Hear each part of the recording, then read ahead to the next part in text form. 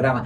Escuché que estaban hablando un poco Estábamos hablando de depresión. Depresión. Sí, bueno, ¿Qué tema? depresión que es como el resfrío, decía yo, de la psicoterapia, ¿no? Si los cuadros en el invierno son resfrío, gripe, bla, bla, bla, bla, para la psicoterapia el cuadro más frecuente es la depresión.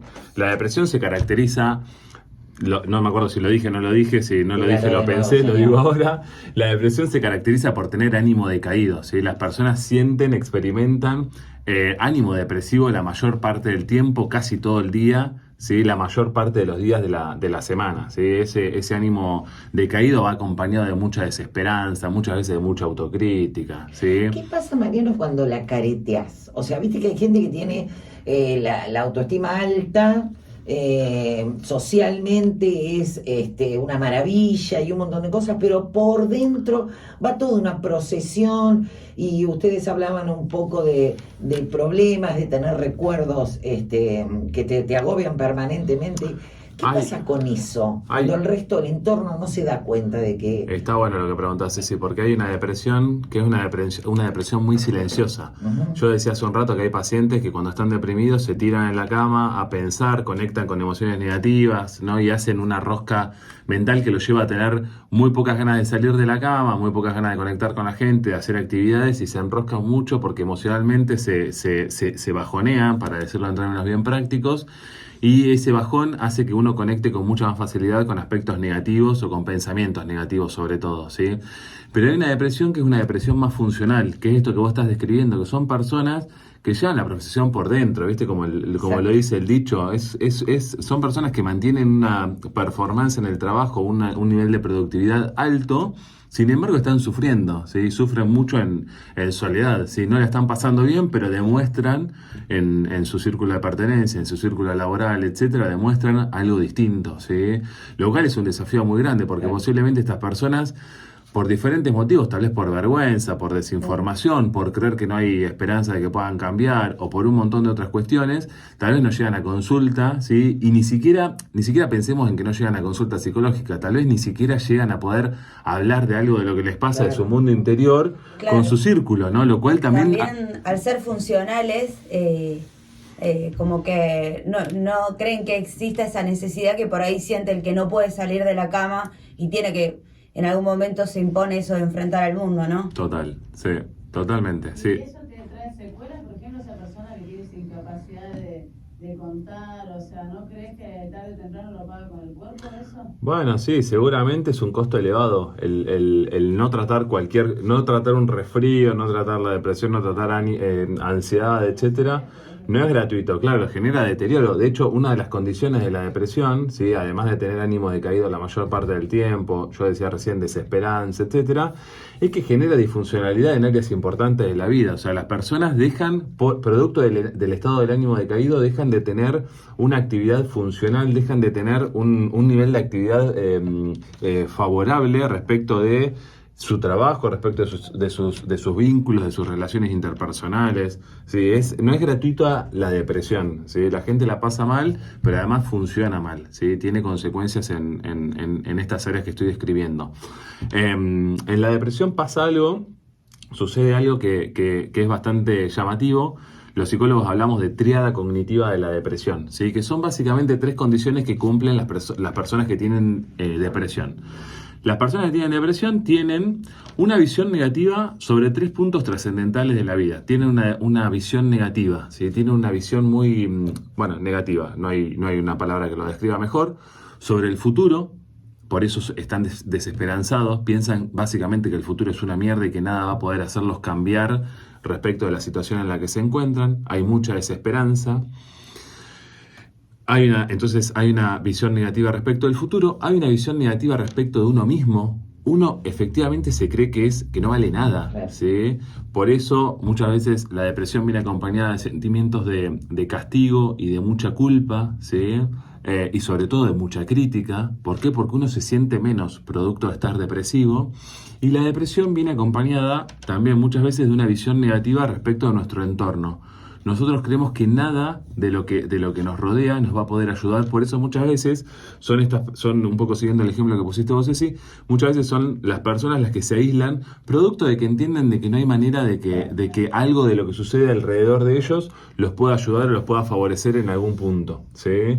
Estas son 3 condiciones que tienen todas las personas que sufren de depresión. Se llama en psicología cognitiva, sobre todo, triada cognitiva de la depresión. Uno debería poder apuntar a cada uno de estos 3 aspectos. Cuando uno trabaja con los pacientes, uno apunta a cada uno de estos 3 aspectos. ¿Para qué? Bueno, básicamente para que la persona pueda reformular esa forma que tiene de pensar, ¿sí? Que pueda ser más flexible respecto de esa visión negativa que tiene en estos 3 puntos, ¿sí? Los tratamientos para la depresión, podríamos pensarlo así como en grandes rasgos, se focalizan en 2 puntos. En un punto, lo que decía antes, yo lo llamaba activación conductual, implica que los pacientes puedan ponerse en movimiento y estar en contacto con gente, que es lo primero que pierden. Los pacientes se retraen socialmente. Uno lo que tiene que hacer por medio de un tratamiento es invitarlos a que se puedan mover y que se puedan volver a relacionar, ¿sí? Que salgan de la cama, que se pongan a hacer una actividad física o que se pongan a hacer cualquier tipo de actividad. Hay ciertas hormonas, hay ciertos procesos y mecanismos internos que empiezan a activarse por el mero hecho de ponerse uno en movimiento. Al mismo tiempo, cuando uno se pone en movimiento, corta este flujo de pensamiento negativo del que les hablaba hace un momento, ¿sí? Yo lo definía como rumiación, ¿sí? Este proceso de llevar el pasto que hacen las vacas, de llevar el pasto de la boca al estómago, uno lo hace con los pensamientos, de llevar los pensamientos negativos de un lado para el otro, lo que hace que nuestro estado del ánimo baje, y cuando nuestro estado del ánimo baja, sentimos menos ganas de hacer cosas, y eso se retroalimenta. Eso cuando nuestro estado del ánimo baja, además, tenemos más facilidad para conectar con recuerdos negativos. Entonces, por un lado, lo que hacemos es buscar que las personas se muevan y se pongan en contacto con otras personas, se pongan en contacto que vuelvan a tener relaciones.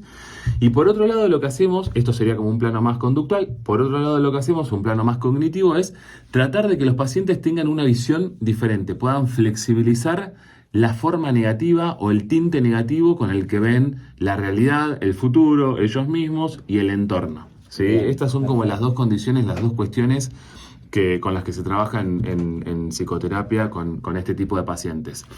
Hay como síntomas que son bastante característicos. El sentimiento de ánimo decaído, de depresión, es el característico de la depresión, acompañado del sentimiento de desesperanza y de baja valía. Las personas sienten que no valen, ¿sí? Pero hay otros síntomas que no son a lo mejor tan específicos, pero que siempre están presentes. Para que haya diagnóstico de depresión tiene que haber una sumatoria de síntomas y una sumatoria de disfuncionalidad, ¿sí? Tiene que ser siempre evaluado por un psiquiatra o por un psicólogo. Pero otra de las cosas que repercute, por ejemplo, cuando las personas sufren de depresión, es que están desatentas, ¿sí? La depresión les genera falta de atención. Muchas veces uno tiene en consultas personas que vienen y dicen, che, vengo a consultar porque en realidad me cuesta, no sé, conectar con mi trabajo, o me cuesta poder, estudiar. Y cuando uno empieza a evaluar a la persona, se da cuenta de que en realidad no es que tiene desatención producto de un déficit de atención, claro, sino que, claro, la depresión te hace conectar con otras cosas que no tienen nada que ver con el objetivo que uno tiene. Una es la desatención, desregulación en el sueño, las personas dejan de dormir, o sea, tienen muchas dificultades para dormir, y al mismo tiempo podrían tener muchas ganas de dormir y pasarse mucha cantidad de horas, por ejemplo, tirados en la cama. Cuando las personas están depresivas, también eso influye y afecta directamente la performance sexual. Las personas pierden libido sexual. Por eso muchas veces las consultas vienen producto de cierta disfunción sexual o cierto nivel de baja libido sexual, y en realidad lo que nos encontramos es que son personas que están depresivas y por ende no tienen ganas de nada, mucho menos de eso. Claro.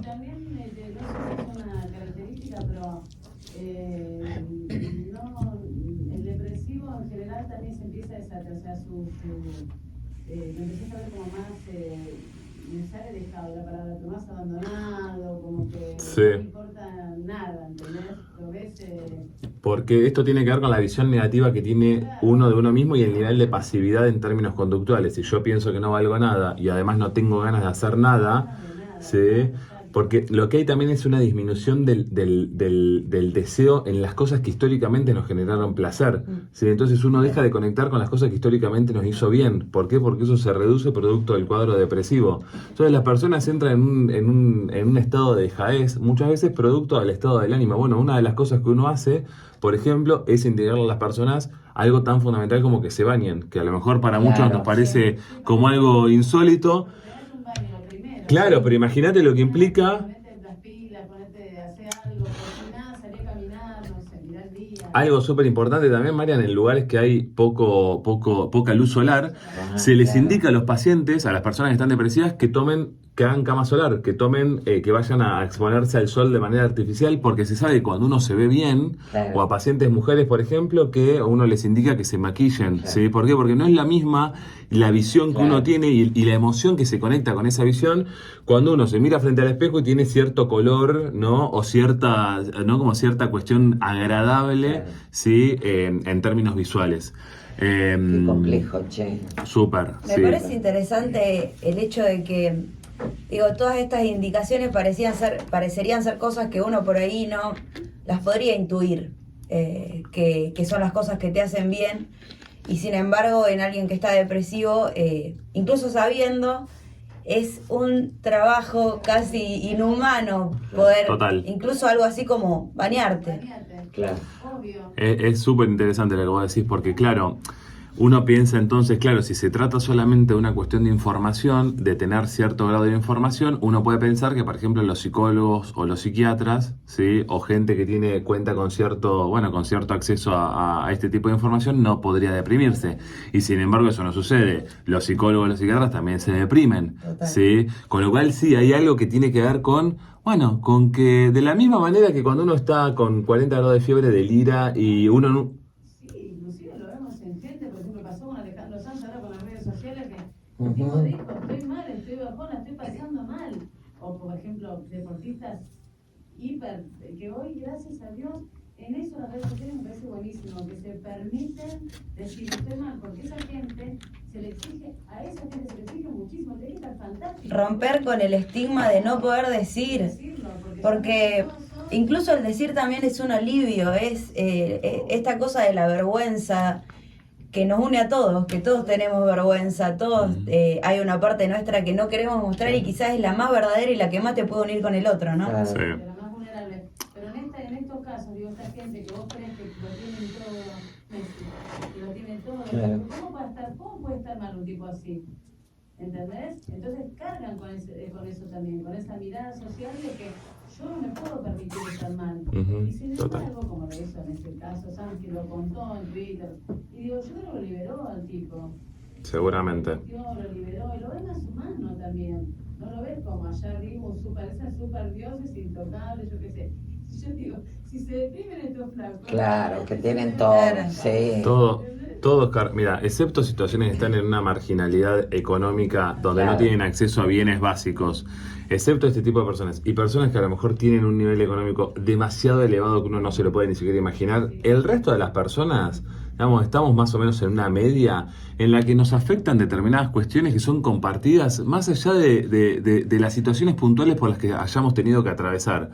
¿Sí? Es como que, todos, pareciera que la cosa se reduce a algo así como que, todos más o menos cargamos con una mochilita que nos pesa, en algunos momentos un poco más, en algunos momentos un poco menos, y eso repercute de determinada manera en nuestro estado del ánimo, ¿sí?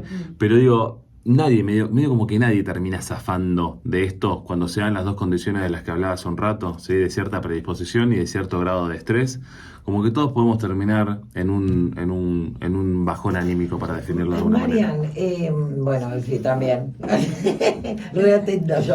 No, Marian. Hay distintos tipos de depresión, ¿no? Se clasifican, digamos, según qué. Bueno, las debate. Ahora Apa, me gusta esto, nos peleamos. Abrime la cámara, Marian. No, bueno, se clasifican en función de los manuales diagnósticos que hay, digamos, a nivel internacional, en función de un consenso absolutamente criticable, pero un consenso al fin, donde la élite científica se junta, se reúne y dice, definamos cuáles son los tipos de depresión, Ajá. qué implica distintos tipos de depresión, etcétera. Pero sí, siguiendo tu ejemplo, hay distintos tipos de depresión. Seguramente escucharon hablar del trastorno bipolar o de la Sí. bipolaridad. Bueno, ese es un tipo de depresión, se llama trastorno depresivo bipolar, ¿sí? Ujú. Hay como cuestiones también más específicas dependiendo del tipo de bipolaridad, pero todo, trastorno bipolar, trastorno depresivo mayor, hay un trastorno que se llama distimia, ahora si quieren les cuento un poco sobre lo que se trata, pero en definitiva todos vendrían a formar parte de un gran Claro. cuadro clínico que tiene que ver con la depresión o con los trastornos del estado del ánimo, dicen los manuales Exacto. diagnósticos, ¿sí? Bien. Hay algo que a mí siempre me llamó mucho la atención, muchísimo, y que me pareció muy importante, y me parece muy importante decirlo, que es que yo cuando hablo del resfrío de la psicoterapia, que es la depresión, hablo de un tipo de depresión que es la depresión más común y más frecuente, ¿sí? Exacto. Apuntando a esto, exactamente. Se llama la depresión unipolar, es decir, no es depresión bipolar, sin síntomas psicóticos. Claro. Cuando la persona se deprime por primera vez en la vida. ¿Por qué quiero contarles algo puntual de esto y hacer específicamente hincapié en esta característica del cuadro psicopatológico? Básicamente por lo siguiente, porque se sabe que hay una remisión, es decir, el cuadro remite, que el cuadro remita quiere decir que el cuadro va a desaparecer parcial o totalmente Bien.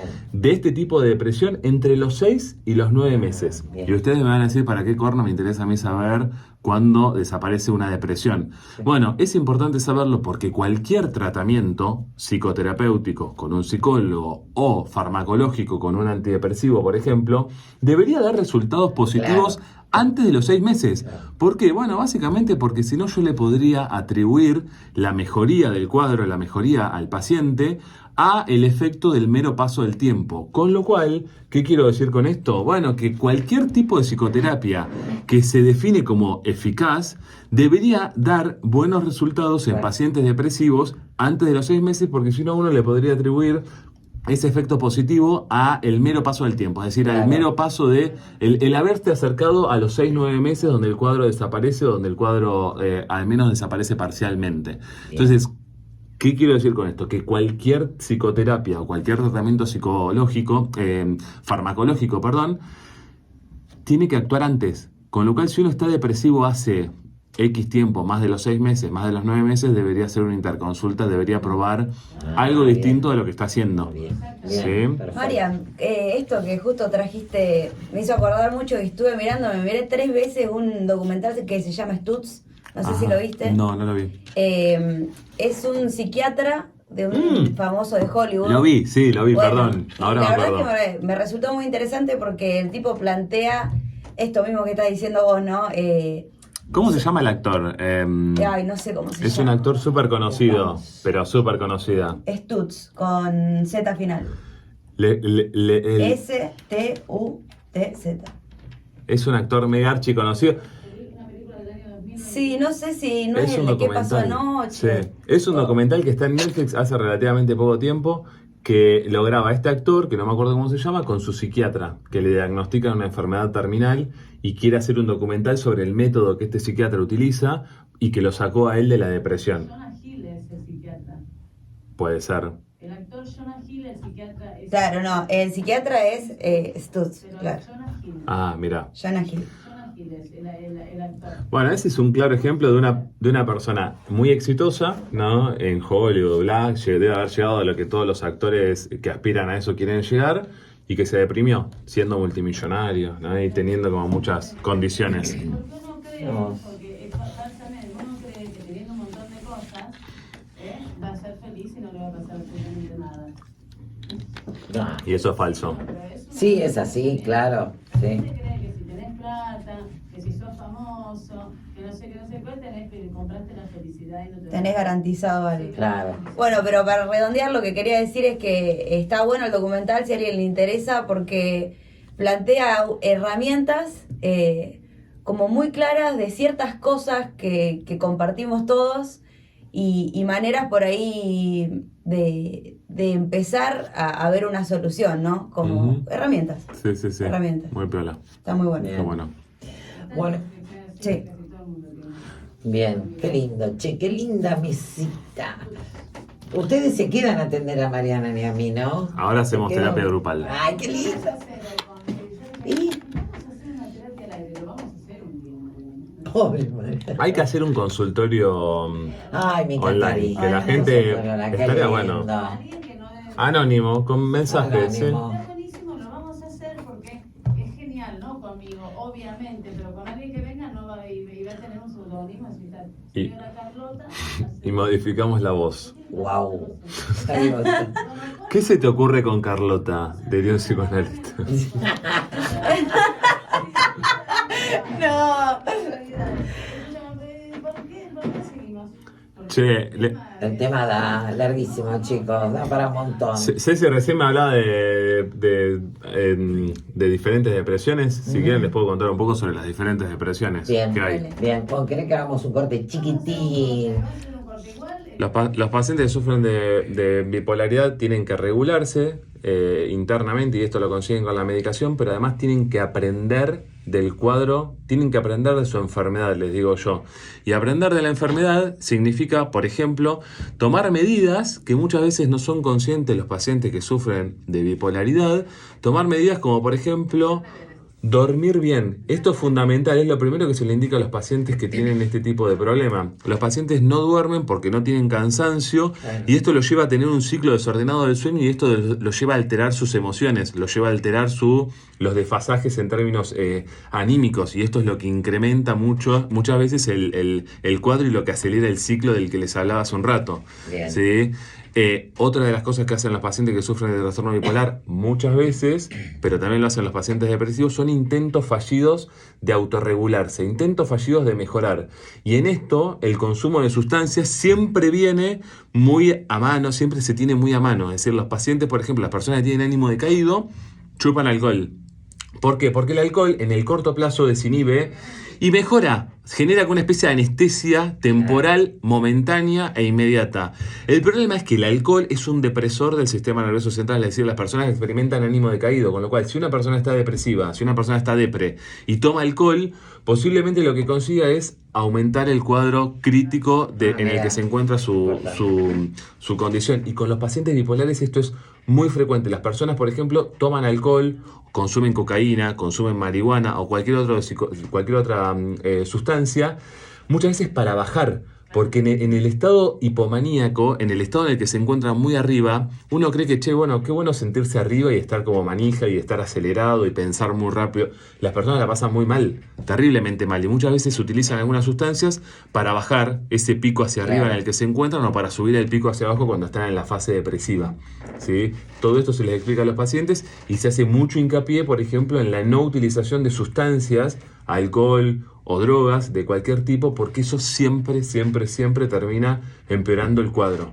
Siempre. Sí, no hay que usar lo que dijiste al principio, porque muchos usamos esos términos, nada, de soy bipolar.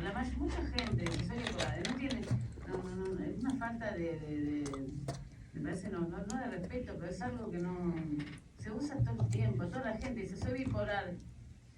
Porque estoy así, mañana estoy asá, y lo relacionas con lo malo y lo bueno, ¿viste? Uh-huh. Hoy estoy, no sé, me pasó algo feo y estoy mal, entonces y mañana también hay... tenemos que cuidar un poco lo que decimos. Hay gente que la pasa muy mal con Sí, eso. Total. claro, por supuesto. El estigma que hay en todo lo que es salud mental es gigantesco, ¿sí? Totalmente. El prejuicio es gigantesco y esto, ¿por qué hay que elaborarlo? Hay que elaborarlo porque no está bien. Digo, hay cosas que las deseamos hace un tiempo y las pensábamos hace un tiempo que no son correctas, pero además porque este estigma lo que hace, una vez más, es alejar a las personas que padecen de hacer una consulta, ¿sí? De tener la oportunidad, por ejemplo, de pedir ayuda. ¿Por qué? Porque si yo soy un zorongo, porque me pasa lo que me pasa, porque la gente lo utiliza como un insulto, bueno, ¿dónde voy? A ningún lado, me quedo encerrado. Claro. Queda encerrado, totalmente. Sí. Eso pasa, por eso Sí, debemos y- usar eso como algo natural, porque el que lo padece, nada. Y lo que vos dijiste también, aprender de tu enfermedad, re importante.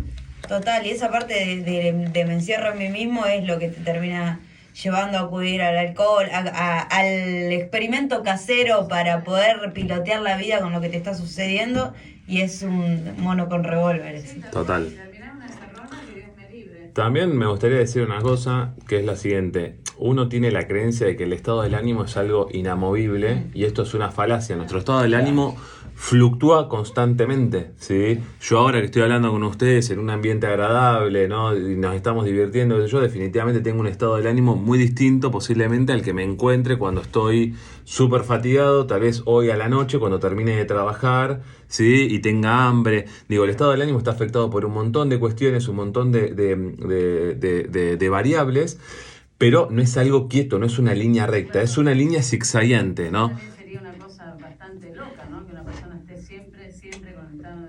Me daría miedo. Ayuda mucho, daría miedo. Ayuda mucho a la crítica. Si uno Dice, a mí nada me cambia nada. Me da miedo esa gente. Hay Bronca, qué Claro, miedo, la madre. envidia. no me afecta. En Masterchef había uno de los participantes que salió, bueno, fue uno de los últimos, ¿no? Salir que decía, yo estoy siempre igual. A mí nada me afecta. ¿cómo hace? Claro. Esto es No me real. parece normal eso, no me parece algo real que una persona desde que comienza el día hasta que termina el día esté siempre igual. No sería algo esperable. No, lo esperable sería Me da miedo, chicos. que nuestro estado de ánimo fluctúe. Claro. Algo también que me parece importante señalar es lo siguiente, que es una de las indicaciones también que le doy a los pacientes cuando vienen a consulta y tienen diagnóstico de depresión o de algún trastorno del estado del ánimo, que se hagan un estudio de sangre, ¿sí? Para evaluar su hormona tiroidea. Ah, sí, ¿Por qué? claro. Porque siempre que uno da un diagnóstico de depresión, siempre Mirá. tiene que descartar que la tiroides esté Claro. funcionando de manera incorrecta, ¿sí? De hecho, les cuento algo que a mí también me pareció súper interesante cuando lo leí. Se evaluó a pacientes, por ejemplo, que no tienen problemas de tiroides, es decir, que tienen su tiroides funcionando de manera óptima, pero sí estaban depresivos, se los evaluó medicándolos con levotiroxina, que es la Sí, medicación la de las personas que tiroides. sufren que tienen problemas de tiroides. Y descubrieron de que personas que no tienen desregulada la tiroides y son medicadas como si la tuvieran, Sí. pero tienen un cuadro depresivo, que mejoran anímicamente. O sea, la levotiroxina funcionaría como una especie de antidepresivo en pacientes que no tienen desregulada la tiroides. Es decir, la tiroide, la hormona tiroide, tracciona muchísimo nuestro estado del ánimo, con lo cual tenemos que asegurarnos de que eso esté regulado, porque si no, Yo también. no hay posibilidades de mejoría. Hay que descartar Ajá. siempre esa cuestión. Muy buena charla, nos dice Eugenia, mi mamá tiene depresión bipolar y está súper claro cómo explica todo. Muy bien, Es mucho. cuando exactamente tenés a un ser querido, una relación con esta enfermedad, también es un tema. Tenés que saber de esto. Hay que saber, de hecho hay muchos grupos de ayuda, de orientación para familiares de pacientes que sufren de trastorno bipolar. ¿Por qué? Porque es un cuadro muy complejo, ¿sí? Que muchas veces se lleva puesta a la familia cuando no conocen y cuando no entienden, porque el estigma, ¿qué es lo que hace? Cuando hay desconocimiento, ¿qué es lo que sucede? Las personas piensan que nos lo hacen a nosotros adrede, como familiares de pacientes, de personas que sufren de bipolaridad, piensan que la persona, está loca y nos hace lo que nos hace a propósito. Primero que pensás, estás Sí. loca, o lo evitás. Total. No la querés y la evitás a esa persona, porque decís, ay no, por favor, too much. Sí, o quiere llamar la atención o... Esa es buena también, sí, como déjala que... Bueno, no me quiero meter en el tema, pero muchas veces como, che, bueno, dice que se va a hacer daño de alguna u otra forma, que se va a quitar la vida porque quiere llamar la atención. Si Y esto lo lo escucho dice, no lo incluso va a hacer. y eso lo escucho muchas Sí. veces en los profesionales de la salud. Che, la gente que se suicida muchas veces hizo intentos anteriores, con lo cual es Sí. una falacia la que afirma de que la gente no avisa cuando se quiere suicidar. Mentira, avisa muchas veces y ahí es donde tenemos la posibilidad de intervenir. Bien. Ahora, yo quiero hacerte una preguntita, porque ¿cómo diferencias la tristeza de la depresión? Bien, buenísimo. A ver, La tristeza, lo explicaba al principio, es como Sí. una especie de fotografía, es una emoción. Sí. Uno puede estar triste y eso no es problemático, uno puede estar feliz y eso no es problemático. ¿sí? bien, pero tiene un tiempo, una duración. Total, es una fotografía, es algo que se circunscribe a un momento determinado. ¿sí? Perfecto. En la depresión lo que hay es un montón de condiciones, entre ellas la tristeza, Sí. que perduran en el tiempo. Es como una especie de película, ¿sí? Si la tristeza es la emoción, es circunstancial, temporal, acotada en el tiempo, el estado del ánimo depresivo, por ejemplo, es algo que se podría considerar un periodo más significativo, Bien. más representativo, ¿sí? Esa es como la diferencia. En depresión hay tristeza. Que la tristeza puede aparecer sin una causa aparente. Total. Angustia, eso, tristeza, angustia. parte de los desfasajes que tenemos nosotros a lo largo del día, y eso no es problemático, no es patológico. Perfecto. Sí, total. Pero hay que consultar al psicólogo. Lo mismo lo contrario, uno puede sentirse muy bien, increíblemente bien, Sí. y eso es algo circunstancial. Uno se puede sentir eufórico. Sí. Si me acabo de comer un chocolate, que eso me levanta interna, o me acabo de enterar que, no sé, que me gané la lotería, uno se va a sentir eufórico. Sí. ¿Sí? Las personas que sufren de trastorno bipolar se sienten eufóricos. Ahora, ¿cuál es la diferencia? Bueno, esa euforia se circunscribe a una situación puntual. En los trastornos bipolar perduran el tiempo. ¿Sí? Perfecto. Permanece en el tiempo, ¿sí? Bien. Y es cíclico. Wow, esto para seguir, les aclaro, para seguir un montonazo. Sí, chicos. Tocar temas que te gustan y que estás aprendiendo algunas cosas o cosas nuevas, como dijo recién Mariano, lo del estudio este de La tiroides. Sí, tiroides, que Yo no lo sabía. jamás en mi vida. Entonces, viste cómo, qué bueno, qué interesante, para la gente que está escuchando también, que le sirvan algunas cosas, algunos tips, o que esté con alguna alarma y diga, la idea de que estés en la radio, de que se hablen estos temas, es ayudar. Claro, por Es supuesto. ayudar, que alguien que esté necesitando y que sepa que tiene cura, que También- puede estar mejor. Discúlpame, me parece interesante cómo cuando vos ibas nombrando las diferentes depresiones y todo, al menos creo que uno hace como Sí, como se hace un uno que chequeo. va tildando Sí. cosas de uno y de la gente que te Sí, interesa, sí, ¿no? sí, y, sí. y me parece muy interesante. Todas caritas a la mente, o diciendo, che, esta persona no tendrá esto. Claro. Bueno, viste, qué sé yo. A veces uno, es muy difícil también meterse, Mariano, en estas cosas. Y son temas sensibles, son temas muy íntimos. Muy Ujú. sensibles, ¿viste? Hoy al principio hablábamos de, bueno, por qué elegir una de las veces anteriores que viene también, por qué elegir un psicólogo, qué condiciones. Y bueno, son temas, viste, muy sagrados para la vida de las personas. Cada uno carga con su mochilita y esa mochilita guarda mucho dolor, mucho sufrimiento, mucha privacidad, mucha intimidad, viste. Y uno no está siempre dispuesto a abrirla en cualquier situación, en cualquier circunstancia. Tenés que abrirla muchas veces, es muy complicado. Bueno, uno muchas veces... Y otra vez lo mismo, abrir este bolso, ¿y a dónde voy? ¿Y a quién se lo cuento? Y no tengo ganas Total. de arrancar del año de la Pachamama. Sí, claro. Pero cuando sos grande decís, uy, a mí una de las cosas que me cuesta, otra vez tengo que hablar de todo esto, no me interesa. Pero, no sé. Y sí, pasa. Sí. Marian, contame de tu infancia. No me acuerdo. Viste que, No me acuerdo. Hablame de tus padres, de cómo te ¿Viste? criaron. viste que yo inclusive te hice esa pregunta, Mariano, en el primer programa, porque a muchos nos pasa, es por dónde arrancamos, porque fue una de las primeras preguntas que le hice a Mariano. ¿Por dónde arranco? Porque, a ver, si arranco por la infancia, que, bueno, me lo explicó muy bien Mariano, o arranco por el problema que tengo hoy. ¿Por qué voy al psicólogo? ¿Por lo que tengo hoy o arranco por atrás?